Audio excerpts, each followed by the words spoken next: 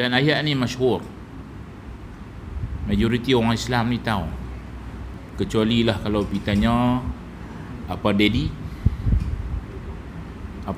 yang duk viral, apa nama daddy tu, dia tu mungkin tak tahulah. Apa daddy saya tak ingat lah, daddy lah saya ingat depan tu. Panas hotnya kan, sehingga Mufti Pulau Pinang pun terpaksa komen juga kan. Mufti Pulau Pinang pun terpaksa masuk komen kan. Mufti Pulau Pinang semenjak ni garang juga, alhamdulillah, bangga jugalah kita kan. Sebelum ni tak pernah garang kan mufti kita ni, semenjak ni agak garang kan. Nak bencin lah no. Bincang dah nak bencin lah. Dulu ada seorang mufti garang kok. Lepas tu bila tukang kerajaan dah tahu pun nak garang. Tak mahu cerita lah. Tak mahu cerita Saya pernah bawa mufti tu pergi buat umrah. Saya pernah bawa tahun 2019. Saya bawa dia dengan family dia pergi buat umrah. Lepas tu pergi Turki, lepas tu pergi Kazakhstan. Dia tak garang pun. Tapi kalau dia bagi kenyataan di media garang. Tapi personality dia tu tak garang, biasa. Saya tanya dia, saya duk bagi tazkirah apa ni, kena tak? Bagi ya Ustaz, tak apa, jangan takut. Bagi ya. Alhamdulillah. Baik, tapi ada benda lah yang kita tak setuju dengan dia, ada benda yang kita setuju dengan dia lah. Baik. Jadi Nabi SAW ni, bila kita dengar berkenaan tentang peristiwa Isra' wal Mi'raj, maka manusia ni dia akan berasa hebatnya Nabi SAW. Hebatnya Nabi SAW, istimewanya Nabi SAW. Kerana apa? Kerana Allah isra'kan dia daripada Masjid Haram ke Masjid Aqsa pada malam tu. Balik mai pula ke Mekah malam tu juga kan. Kemudian Allah mi'rajkan pula. Isra' ni dia naik burak, Nabi naik burak. Mi'raj ni Nabi naik apa?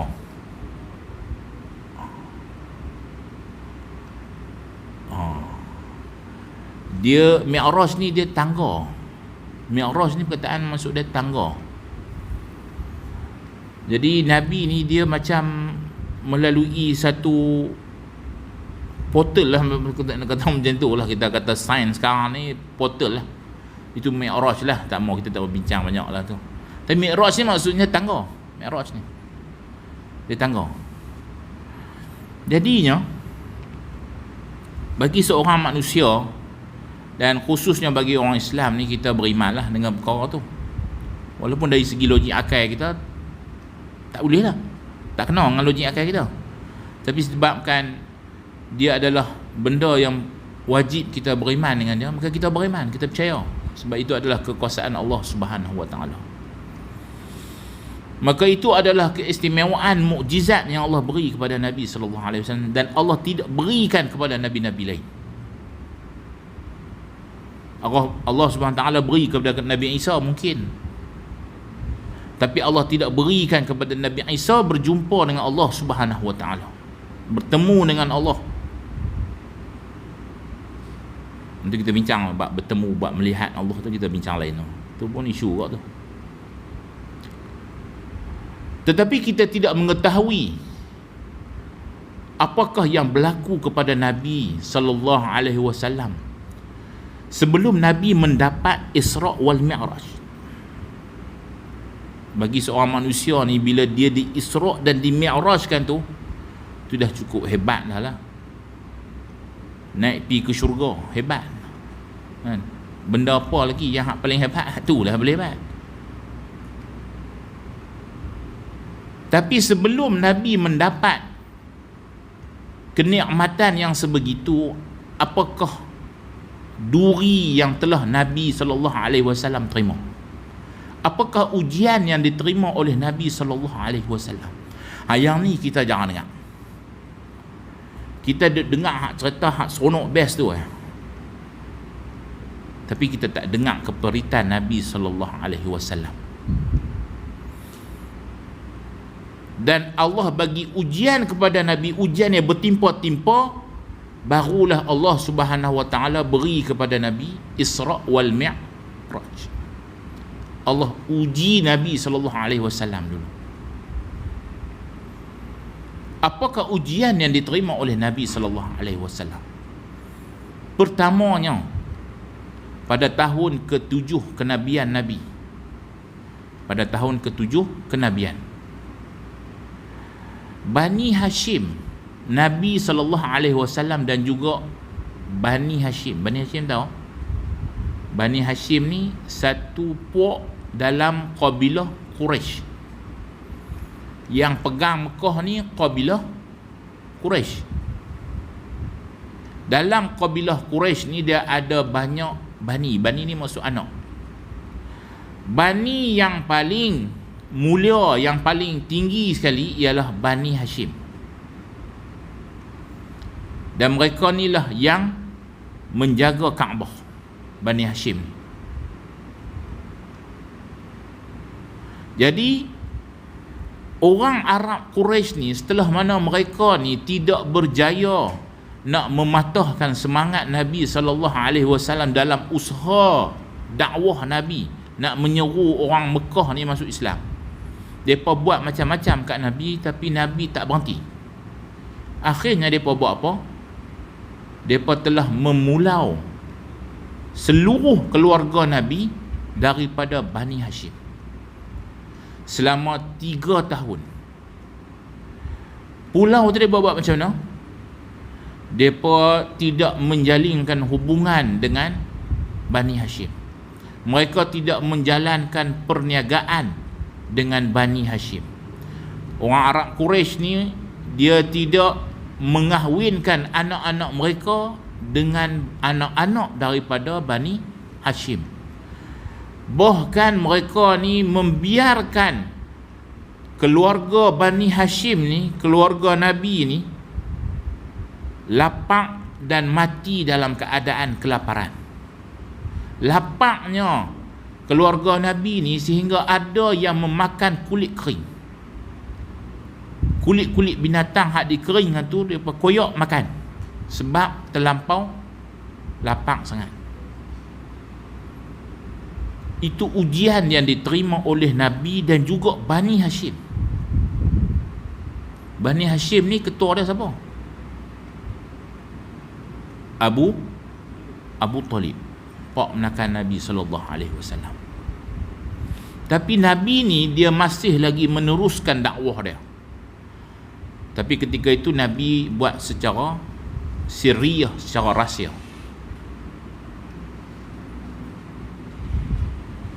Nabi masih meneruskan lagi. Tetapi pada tahun ke-10 Hijrah, pada tahun ke-10 kenabian Nabi sallallahu alaihi wasallam. Kena ingat 10 kenabian tu maksudnya tahun ke-10 Nabi diutus menjadi rasul. Hijrah belum lagi. Ini cerita ni sebelum hijrah. Isra Mi'raj ni berlaku sebelum hijrah. Jadi bila kita sebut tahun tu, maksudnya tahun selepas Nabi sallallahu alaihi wasallam diutus menjadi nabi dan juga rasul. Sebab tu kita sebut tahun ke-7 kenabian, tahun ke-10 kenabian. Jadi pada tahun ke-10 kenabian Nabi sallallahu alaihi wasallam, Nabi menerima satu lagi ujian, iaitu matinya seorang yang sentiasa mempertahankan Nabi sallallahu alaihi wasallam, sentiasa menjaga Nabi. Nabi sallallahu alaihi wasallam ni dibenci oleh orang Arab Quraisy di Mekah.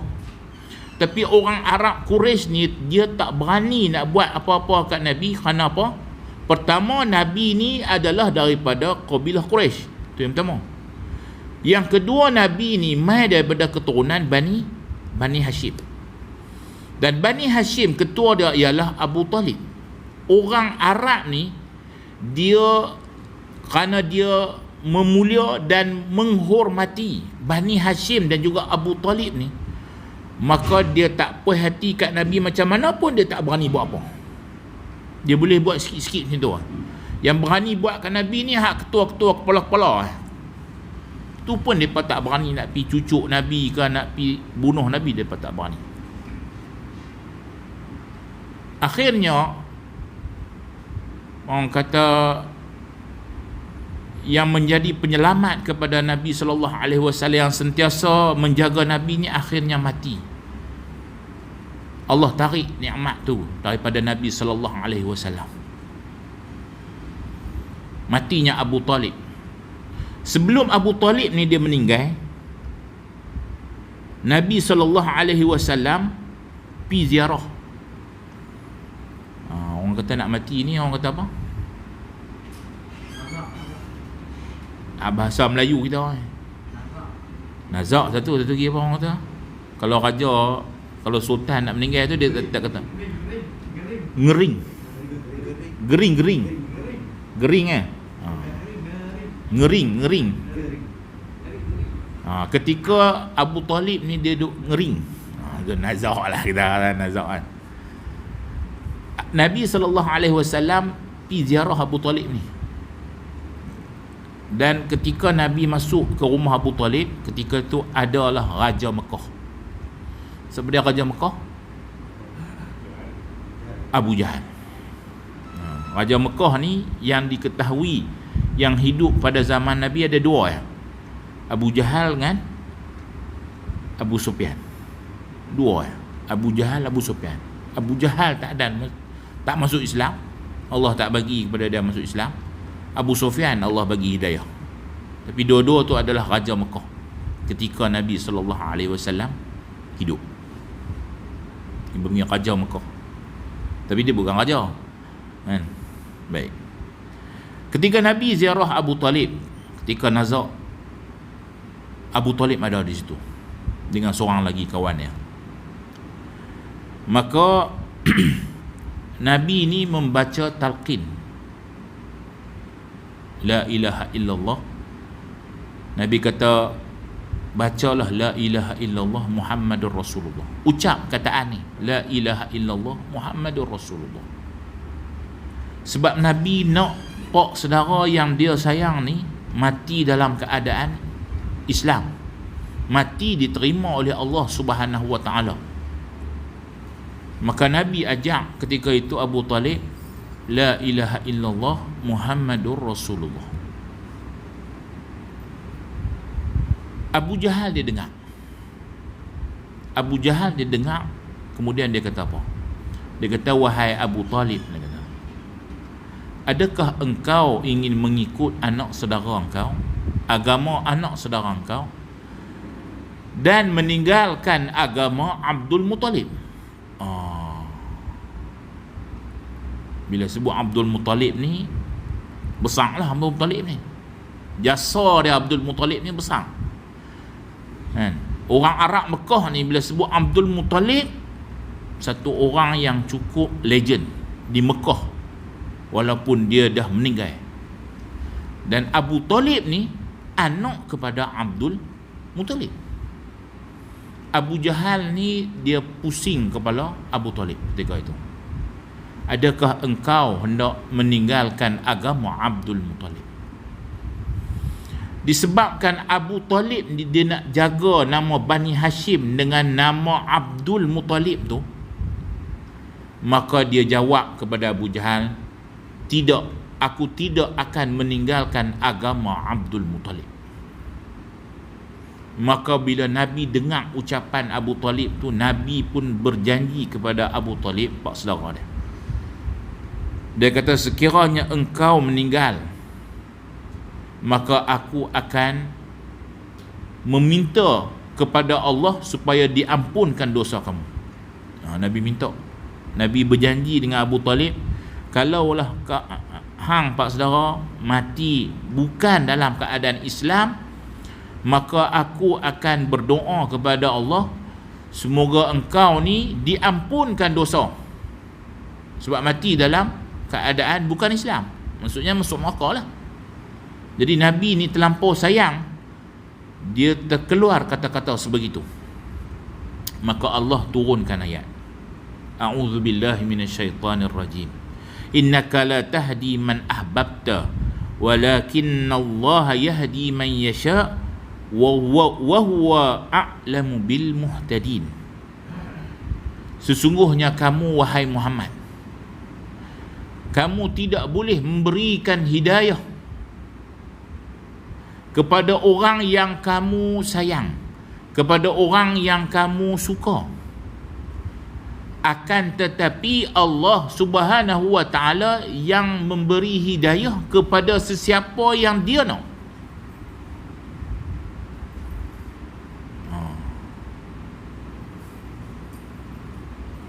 Itu kata-kata wahyu daripada Allah Subhanahu wa ta'ala yang menunjukkan bahawasanya kita ni tak boleh nak minta ampun kepada orang yang mati dalam keadaan kafir.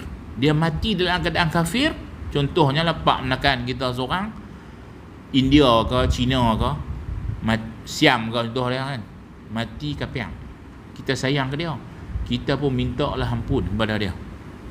Kita, ya Allah ampunkanlah dosa pak menekanku. Tak boleh.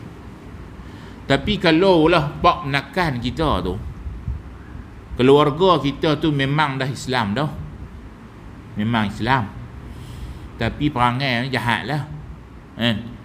Minum marak, berzina, rogol anak dara orang, memang jahat tu lah, mencurinya. Boleh tak boleh kita doa?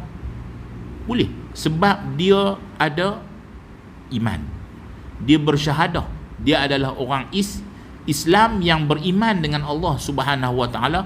Cuma dia ni ingkar, tidak mahu mengikut syariat Allah, tapi dia masih lagi ada iman. Iman dia apa? Dia percaya bahawasanya Allah Subhanahu wa ta'ala adalah Tuhan yang Maha Esa dan Nabi Muhammad itu adalah pesuruh Allah. Nampak? Jadi dia masih kemungkinan layak untuk masuk syurga, dan kita masih boleh berdoa kepada orang yang sebegitu. Baik. Kemudian 3 bulan selepas itu, Nabi diuji sekali lagi, setelah mana kehilangan orang yang sentiasa mempertahankan dia daripada kena serangan orang Arab Quraisy ni. Nabi diuji pula dengan kematian isterinya yang paling dia sayang, iaitu Sayyidatina Khadijah binti Khuwailid. Satu orang isteri yang Nabi cukup sayang, walaupun Nabi ni dia ada 9 orang isteri dan 3 orang hamba. Kalau kita baca dalam sirah ni, ada ulama kata Nabi ada 11 isteri, ada ulama kata Nabi ada 9 isteri. 9 tu isteri yang sah, lagi 3 tu adalah hamba. Dan salah seorang hamba ni ada anak dengan Nabi sallallahu alaihi wasallam. Tapi anak tu mati ketika muda. Nabi ni dia hanya ada anak dengan Sayyidatina Khadijah. Kemudian dia ada anak lagi dengan seorang hamba dia yang daripada Mesir, Maryah Qibtiyah. Dia dapat anak, nama dia Ibrahim. Nabi dapat anak, tapi Ibrahim ni meninggal awal, meninggal ketika kecil. Sebab tu kalau kita baca tu ada ulama kata 3, ada ulama kata 11, ada ulama kata 9. Jangan selaru sama 9 tu hamba, 9 tu isteri yang sah, isteri betul lah, bukan hamba. 3 lagi hamba. Baik. Nabi SAW ni dia punya sayang kepada Sayyidatina Khadijah ni, sehingga kan apabila ditanya kepada Sayyidatina Aisyah Di antara semua isteri Nabi ni, yang mana paling kamu cemburu? Isteri Nabi ni bukan dia kata isteri Nabi ni tua-tua kan. Nabi ni kahwin janda-janda tua. Hak janda tua tu pun orang hak lain tu janda juga tapi segak kan. Hak lain tu janda tapi segak kan, segak. Tapi Sayyidatina Aisyah dia tak cemburu yang lain. Cemburu juga, perempuan ni mesti ada cemburu punya. Tapi yang paling dia cemburu, dia kata siapa? Sayyidatina Khadijah. Aku paling cemburu sekali ialah dengan Sayyidatina Khadijah. Sebab Nabi ni selalu sebut tentang kebaikan Sayyidatina Khadijah.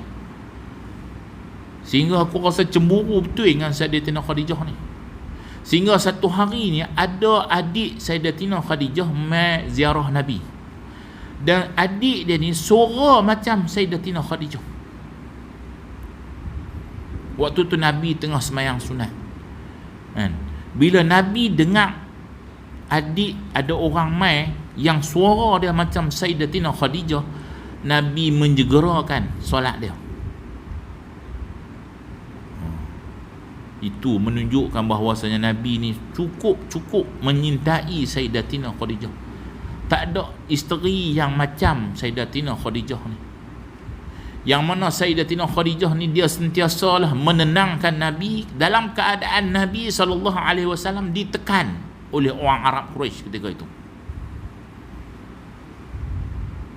Dia masih lagi bersama-sama dengan Nabi SAW walaupun Nabi dan keluarga Bani Hashim diboikot, dipulak.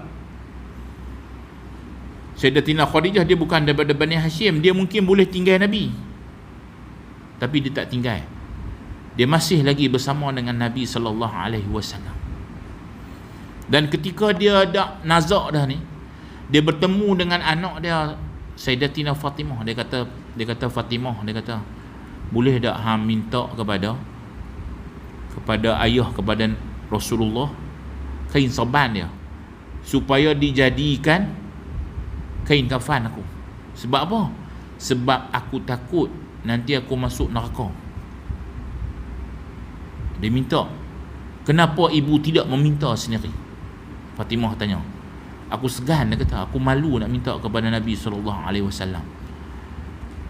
Satu manusia, makhluk yang memang dijanjikan oleh Allah Subhanahu Wa Taala syurga, dari syurga yang rumah dia tu dalam syurga tu dibuat daripada permata. Itu adalah yang dijanjikan oleh Allah Subhanahu Wa Taala, dan Allah bagi tahu kepada Jibril, pesan bagi tahu kepada Nabi Muhammad sallallahu alaihi wasallam, bagi tahu kepada Rasulullah bahwasanya Siti Khadijah ni, Sayyidatina Khadijah isteri kamu ni akan diberikan syurga yang mana rumahnya tu dibuat daripada permata, tak ada bising apa, tak ada, dan tidak ada kepenatan di dalamnya. Itu janji Allah. Masih lagi menyebut, aku takut nanti bila aku mati aku dosa banyak, jadi aku nak minta kain serban Nabi supaya dijadikan kain kafan aku. Masya Allah, tabarakallah. Nabi hilang orang yang dia sayang. Nabi hilang orang yang sentiasa mempertahankan dia. Nabi hilang orang yang sentiasa menenangkan dia, sentiasa menolong dia bila dia berada dalam kesusahan. Bila dalam keadaan tu Nabi ni dah berasa macam putus asa, Nabi ni hampir-hampir nak putus asa, maka Nabi ubah strategi.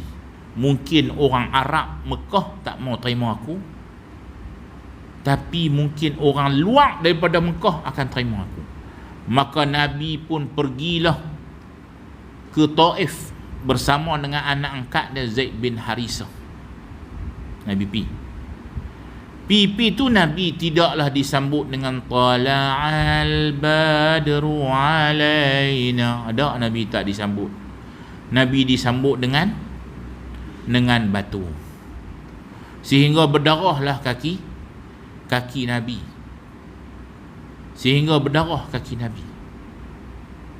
Maka Nabi pun berdoa dengan doa yang masyhur ketika mana Nabi berada di Taif. Allahumma ilaika ashku di'fa quwwati. Tuhanku, kepada Dikau aku mengadu akan keletihan tenagaku. Nabi berdoa dan Nabi mengadu kepada Allah Subhanahu wa taala. Wa qillatu hilati wa hawani, dan kekurangan halahku, kehinaanku di hadapan manusia. Anta arhamur rahimin, wahai yang maha penyayang lagi kasih. Dikaulah Tuhan golongan orang-orang yang lemah dan juga dhaif, Nabi kata. Dikaulah Tuhanku, kepada siapa lagi yang hendak ku menyerah. Nabi doa dalam keadaan Nabi merintih kepada Allah Subhanahu taala. Nabi penat dah. Nabi dah diuji di Mekah, teruk Nabi kena. Nabi pergi Taif, Nabi harapkan supaya diterima oleh orang Taif. Orang Taif baling batu. Orang Mekah pun tak baling batu kepada Nabi. Orang Taif baling batu kepada Nabi sallallahu alaihi wasallam. Dikaulah yang menerangi kegelapan dengan urusan di dunia dan di akhirat menjadi baik. Aku berlindung denganmu dan terturunnya ke atasku kemurkaanku. Bagi kau jua tempat kembalinya hingga tercapai keredaanmu. Tiada daya dan upaya kecuali denganmu ya Tuhan. Itu rintihan Nabi SAW kepada Allah setelah mana dihalau oleh orang Taif. Maka datanglah malaikat Jibril bersama malaikat yang menjaga bukit. Dia kata malaikat Jibril alaihissalam tanya, adakah engkau mahu aku akan suruh malaikat yang jaga gunung ni hempak gunung lain mai ke depan. Gunung tu nama dia Al-Ashkabain. Gunung Al-Ashkabain nama. Gunung yang depa nak hempak, malaikat jaga gunung tu dia nak pi ambil gunung Kabain ni, nak pi hempak atas Taif. Malaikat gunung tu mai kepada Nabi, sekiranya darah kamu wahai Muhammad, wahai Nabiullah, jatuh ke tanah, maka aku akan hempakkan. Tapi Nabi SAW kata jangan. Sesungguhnya aku mengharapkan keturunan daripada sulbi mereka ni akan beriman dengan Allah Subhanahu wa taala. Kesabaran Nabi inilah, jiwa yang kental, tidak putus asa inilah yang perlu kita ambil sebagai satu iktibar daripada kisah ni. Kita duk dengar Isra wal Mi'raj. Kita duk dengar Isra wal Mi'raj ni, ada iktibar yang kita boleh ambil. Tapi iktibar yang paling besarnya apa dia? Ialah apabila Nabi SAW ditimpa ujian, Nabi bersabar. Dan di dalam dalam Quran ni, surah Isra yang saya baca di Subhanallazi asra bi'abdihi ni, surah Isra sebelumnya surah An-Nahl. Di akhir surah An-Nahl dia ada ayat yang datang, a'udzubillahi minasyaitonir rajim, wasbir wama sabruka illa billah. Bersabarlah wahai Muhammad, dan kesabaran itu semata-mata dengan pertolongan Allah. Wala tahzan alaihim wala taku fi dhaiqin mimma yamkurun. Innallaha ma'al ladzina taqaw wal ladzina hum muhsinun. Janganlah engkau bersedih hati terhadap kekafiran mereka, dan jangan pula bersempit dada terhadap tipu daya mereka yang mereka rencanakan. Pada ayat yang terakhir dalam surah An-Nahl, lepas surah An-Nahl mai surah Isra yang menceritakan tentang Isra wal Mi'raj. Ayat yang terakhir dia cerita pasal, Allah cerita pasal apa? Kesabaran. Sebab sebelum Nabi nak mendapat Isra wal Mi'raj, Nabi Allah uji, dan nak menghadapi ujian tu Nabi kena ada satu sikap, iaitu sabar. Ini adalah satu iktibar yang kita jarang diberitahu. Kita jarang diberitahu. Kita diberitahu tentang kisah Isra' Nabi, jarang kita diberitahu tentang susah payah Nabi dalam Nabi berdakwah. Ujian yang Allah beri kepada Nabi sebelum Nabi diberikan Isra' wal Mi'raj. Betapa sabarnya Nabi, bertimpa-timpa ujian Allah bagi kepada Nabi sallallahu alaihi wasallam.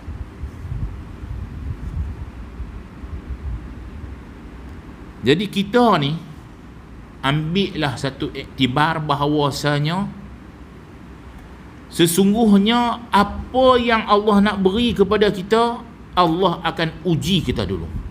Kita pegang dengan konsep yang sebegitu. Apa yang Allah nak bagi, kemungkinan Allah akan uji kita dulu. Dan kita ni duk berasa kena uji macam-macam dah. Kan? Saya hak makan gaji pun kena uji macam-macam. Tambahlah orang menega ni, saya tak tahulah. Kan? Saya hak makan gaji pun kena tipu macam-macam dah. Kan? Rugi banyak lah. Nak abang pun segan juga kan.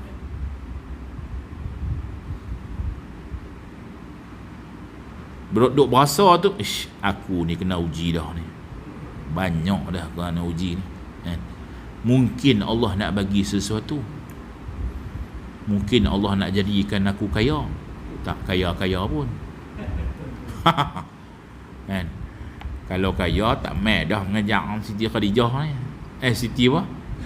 Wakaf Siti Aisyah ni kan. Kan? Kalau kaya, kalau mai tanya, dia tak kosong. No, ni sibuk.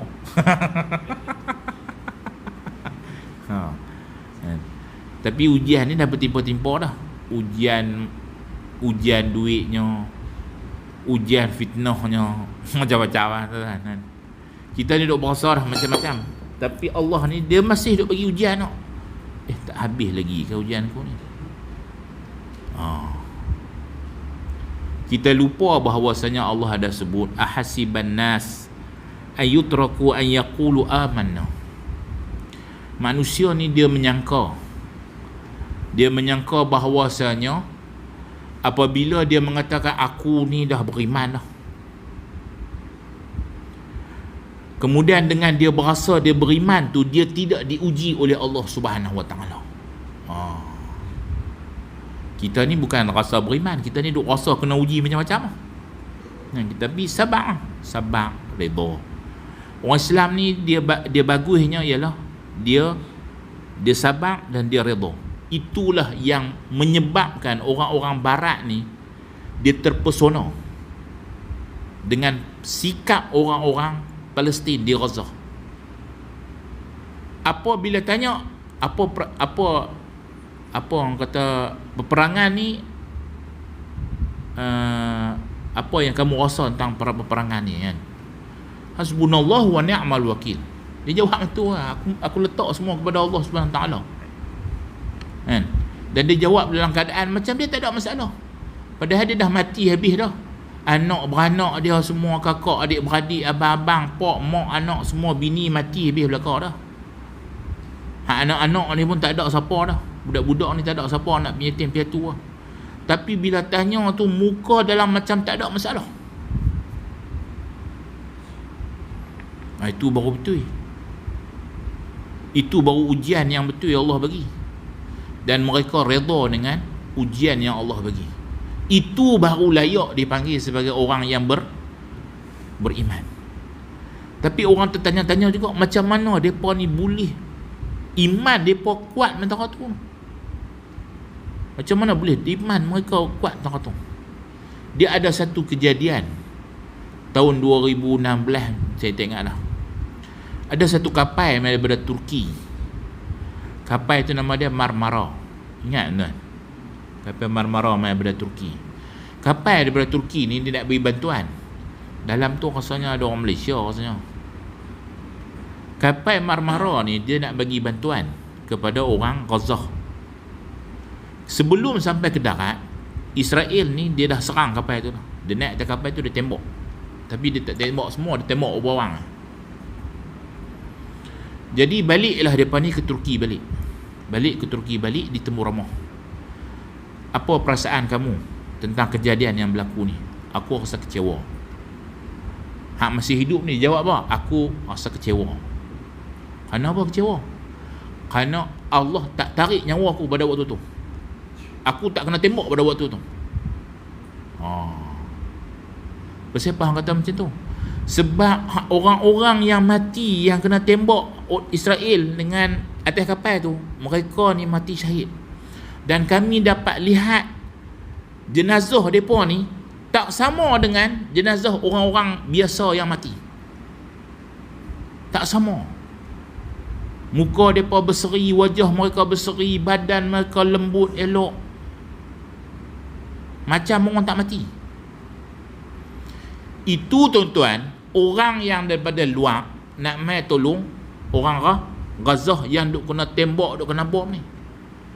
Tuan-tuan bayang orang Gaza ni yang tiap-tiap hari duk tengok saudara mara dia meninggal dalam keadaan syahid.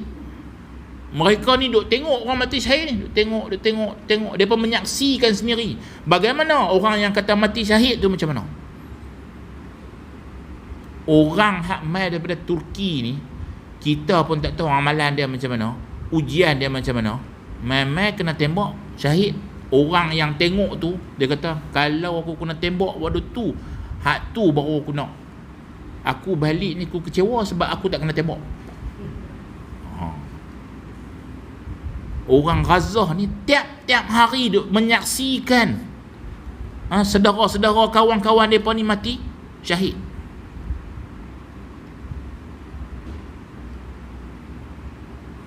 Tuan-tuan bayangkan. Itulah yang menyebabkan iman mereka ni kuat. Tengok muka dia tu macam tak perang, macam tak ada perang pun. Biasa kan. Baik. Kita ni masalah sedikit. Saya ni bila ada masalah sekali tu teruk kat lah. Naik darah tinggi sampai 200. Naik darah tinggi sampai 200. Pening sehari semalam. Darah tinggi 200 saya cek. Kan? Gagah tak kena stroke dia. Kena stroke kalau mati terus tak apa. Kan? Mati dalam keadaan kena uji. Kan? Kena stroke, kena apa? Kena ni piak terus. Apa lumpuh mampu. Bini tak mau jaga. Muka segak tak apalah. Muka pun tak apa segak, duit pun tak banyak. Kan? Baik. Saya ni selalu suka suruh azan tu. Boleh no?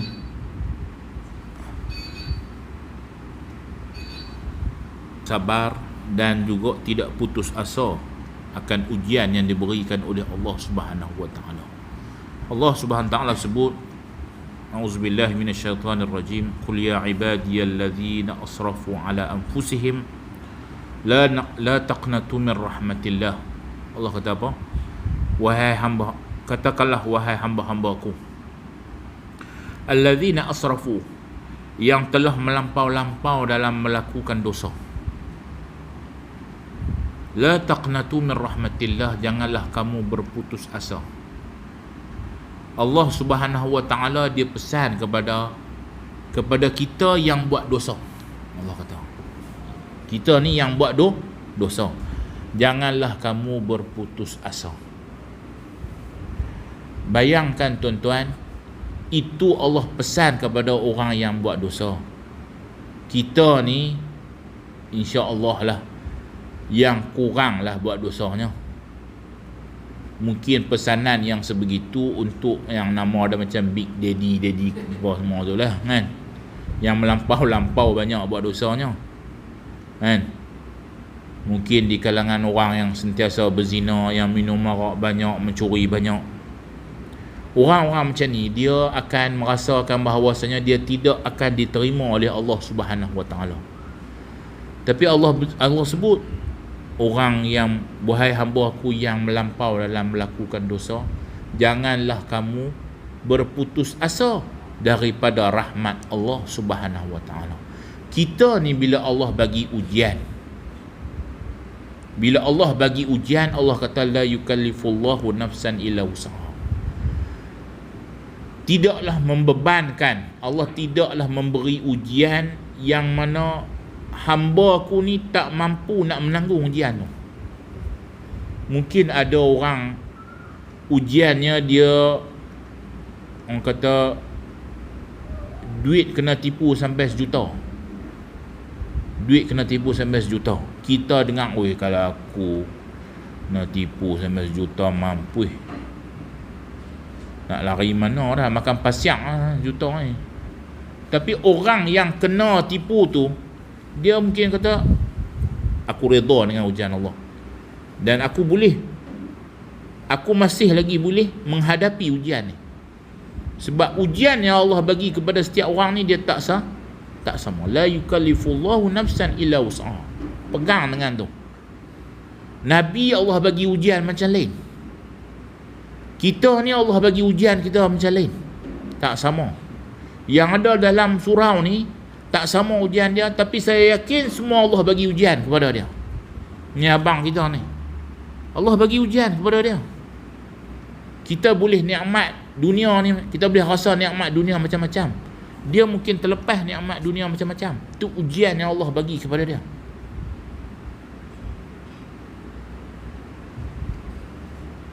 Tapi kalau kita tidak putus asa, kita yakin bahawasanya ujian yang Allah bagi ni ada rahmatnya.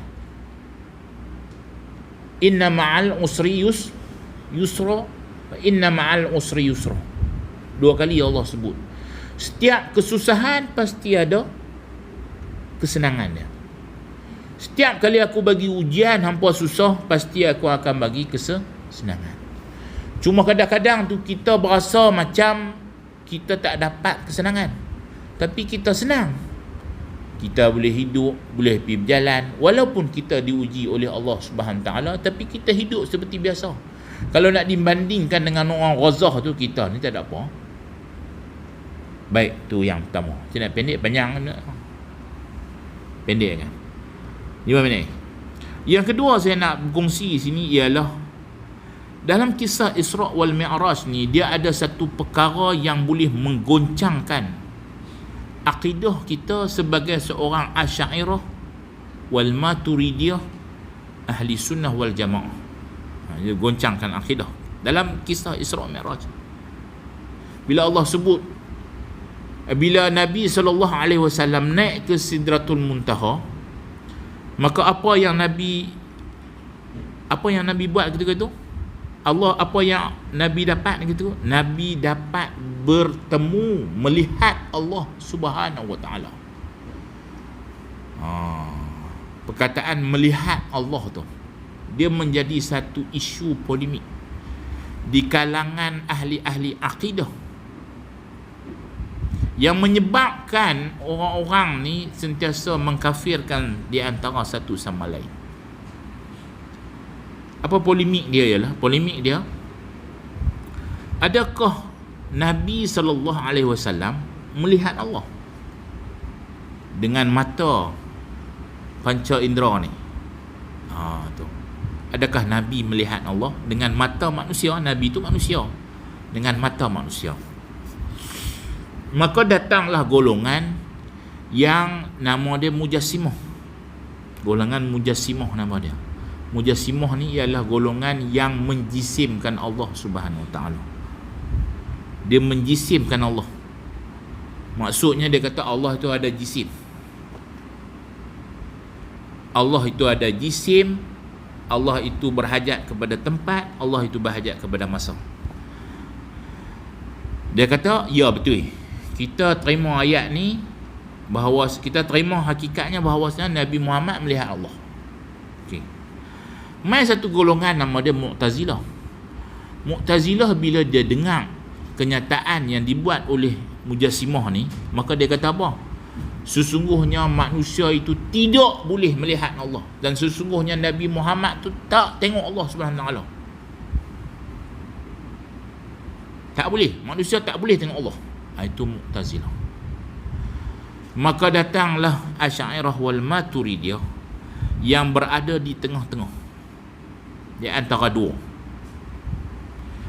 Sesungguhnya Asy'ariyah wal Maturidiyah dia menerima bahawasanya Nabi Muhammad tu melihat Allah. Tapi Nabi Muhammad tidaklah melihat dengan mata. Sebab apabila Nabi Muhammad dia tengok dengan mata, maka dia memerlukan, Allah itu memerlukan kepada jihah. Jihah ni maksudnya arah. Contohnya kalau Allah duduk depan, kita nampak Nabi Muhammad nampak Allah duduk depan. Kalau kalih belah kiri, tak nampak. Faham? Itu masuk arah tu. Arah yang kita arah tu. Maksudnya kalau kita melihat mata ni, dia nak nampak, dia kena ada cahaya. Dia kena ada cahaya. Dan dia kena ada arah mata. Arah mata. Maksudnya kalau kita tengok depan ni ada kamera, ada telefon. Kalau kita kali belah ni ada telefon tak? Tak ada sebab telefon duk arah ni. Kalau kita kali belah ni, tak ada juga sebab telefon duk arah ni. Maksudnya kalau kita melihat dengan mata kita ni, maka Allah itu berhajat kepada tempat. Kalau kita dapat melihat Allah tu dengan mata, maka Allah tu memerlukan berhajat kepada jisim. Maka itu menyalahi sifat Allah Subhanahu wa taala. Laisa kamitslihi syai'. Allah ni tak sama dengan makhluk pun. Kalau kata Allah itu berada di tempat, maka dia sama dengan makhluk. Sedangkan yang cipta tempat tu adalah Allah. Dan Allah kalau dia cipta satu benda, dia berhajat kepada benda tu, menunjukkan kelemahan kepada dia. Jadi apakah pendapat yang dibawa oleh Asy'ariyah berdasarkan kepada dalil-dalil yang dibawa? Dia ada satu hadis daripada Masruq. Masruq ni dia kata, bila dia mai jumpa Aisyah, dia tanya kepada Aisyah, apakah Nabi Muhammad ni pernah melihat Tuhannya? Maka Aisyah kata apa? Dia kata, sungguh engkau menanyakan sesuatu yang membuatkan kulitku merinding. Bahasa Indonesia. Dia kata kulit dia maksud apa? Orang kata apa? Ada bulu naik tak tahu, kita lupa dah. Cering. Seram cering kata kan. Soalan hang tu menyebabkan aku rasa seram cering kata. Kan? Kemudian Masruq kata, tunggu sebentar. Dia baca satu ayat dalam surah An-Najm. Sungguh dia Muhammad telah melihat sebahagian tanda-tanda kebesaran Tuhannya yang paling besar. Maksudnya Nabi Muhammad dah tengok Allah dalam ayat surah An-Najm. Kemudian Aisyah jawab, sungguh yang dilihat oleh Nabi Muhammad tu adalah Jibril alaihissalam. Jadi Sayyidatina Aisyah dia menafsirkan ayat dalam surah An-Najm, sesungguhnya Nabi telah melihat kebesaran Tuhannya tu. Kebesaran Tuhannya tu apa?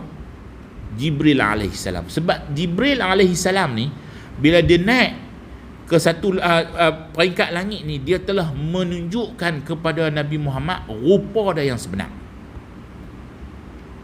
Jibril ni dia tunjuk kepada Nabi Muhammad, ni rupa aku yang sebenar. Maka Sayyidatina Aisyah menjawab, ayat ni tafsirannya ialah Jibril alaihissalam. Itu yang pertama. Yang kedua, Ibnu Abbas, satu sahabat yang pandai dalam mentafsirkan ayat Quran. Dia kata sesungguhnya Rasulullah ni melihat Allah secara langsung dengan hatinya, bil fuad, dengan hati dia. Dia bukan lihat dengan mata. Contohnya macam ni. Kita ni bila masuk syurga, ada masuk syurga, ada masuk neraka. Adakah kita dalam keadaan yang sebegini? Ataupun kita akan di-restore balik dengan satu jisim yang lain? Adakah kita saiz yang sama? Adakah kita dalam keadaan umur yang sama? Macam tu kah? Nabi SAW cerita, sesungguhnya ahli neraka ni gigi mereka tu besar-besar gunung. Maksudnya apa tuan? Maksudnya bila kita di hari akhirat nanti, jisim kita ni Allah restore balik. Allah tak buat macam hak duk atas muka bumi ni. Dia restore balik. Umur dia restore balik. Faham restore tu? Dia buat balik. Tapi bukan restore dalam keadaan yang sama seperti mana di bumi. Di bumi mungkin mata kita macam ni, nampak macam ni. Di akhirat wallahu alam tak tahu macam mana. Jadi Ibnu Abbas ni dia, tapi tak apa, itu akhirat. Ni Nabi ni masih lagi keadaan manusia. Nabi pi dalam keadaan manusia. Kan? Jadi Nabi nampak macam mana? Nabi nampak bil fuad. Nabi nampak dengan hati dia. Kemungkinan di hari akhirat nanti, bila Nabi sebut kepada sahabat, di hari akhirat nanti, kamu akan melihat Allah seperti mana kamu melihat bulan purnama. Adakah melihat itu dengan mata? Maka Ibnu Abbas dia mentafsirkan ayat, dia mentafsirkan Nabi melihat tu melihat dengan hati. Hak ni bukan apa ada ulama daripada Asy'ariyah kata, ni sahabat Nabi. Ibnu Abbas kata.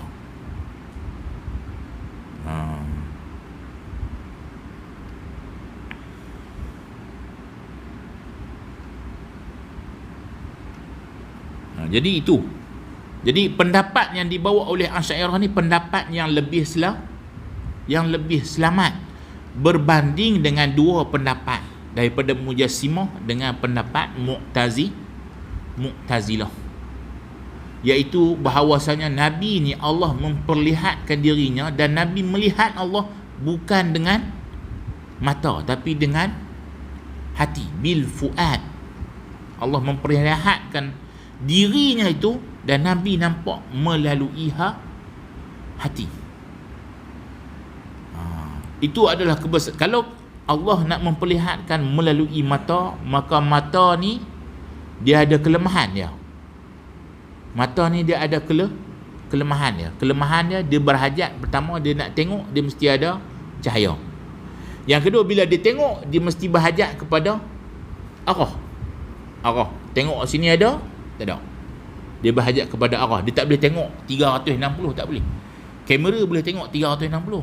Mata manusia tak boleh tengok 360. Dia ada kelemahannya. Kan? Tapi bila kita kata Allah kita boleh tengok dengan mata, maka Allah tu dia ada saiz. Allah tu ada saiz dia. Sebab boleh lihat kan? Kalau kata Allah besar mana? Dah kata boleh tengok Allah besar mana? Jadi mata yang melihat ni mungkin dia kata Allah besar. Besar ni sebab kita boleh tengok Allah. Maka Allah akan ada saiznya. Besar mana? Ada seorang ulama ni, dia daripada Mujassimah ni, dia kata apa? Allah besar mana? Bila orang tanya, Allah mungkin besar daripada bukit Abi Qubais. Dia kata macam tu pula. Sebab apa kata macam tu? Sebab boleh lihat dengan mata kita. Kalau Allah tu besar sangat, boleh tengok ke? Kalau Allah tu saiz dia terlampau besar, boleh kata tengok? Tak boleh ke? Besar sangat. Mata ni dia terhad. Kalau terlampau kecil boleh tengok tak? Kuman dengan mata kita boleh tengok? Tak boleh ke? Sebab mata kita ni ada kelemahannya, dia terhad penglihatannya. Kalau terlampau besar sangat, contoh dah kita duduk tepi matahari, boleh tengok matahari semua? Tak boleh tengok. Boleh tengok sebahagian daripada matahari tu, sebab terlampau besar sangat. Jadi bila kata kita melihat Allah dengan mata, maka Allah ni berhajat kepada saiz. Maka bila Allah berhajat kepada saiz, maka Allah ni dia serupa makhluk. Jadi pendapat yang paling selamat ialah pendapat yang dibawa oleh Asy'ariyah wal Maturidiyah. Nabi melihat Allah dengan mata hati. Kita melihat Allah di hari akhirat pun kemungkinan dengan mata hati. Wallahu ta'ala a'lam. Setakat ni saja perkongsian saja. Boleh no? Boleh terima no? Mungkin tuan-tuan duk berharap saya duk main cerita bagaimana Nabi diisrakan. Tengok, dia ni tak bawa cerita tu pun. Aku duk harap cerita. Tuan-tuan boleh sambung tengok YouTube.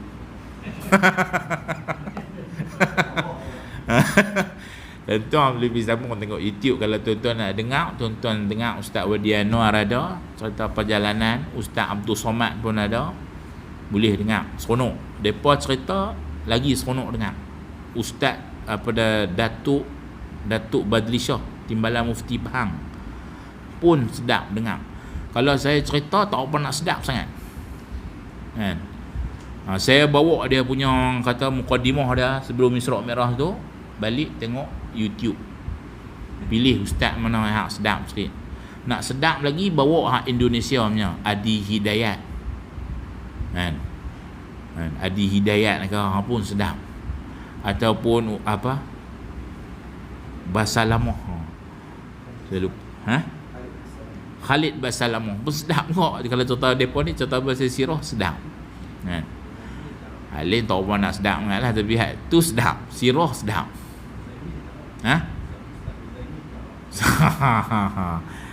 Boleh lah, tapi pasal melihat Allah tu kena tolak tepi tu. Dengar cerita boleh, pasal melihat Allah tu kena tolak tepi Zat kan. Itu kena tolak tepi. Kita terima ilmu kan, kita terima ilmunya, tapi ada ilmu yang boleh kita tolak, boleh kita terima.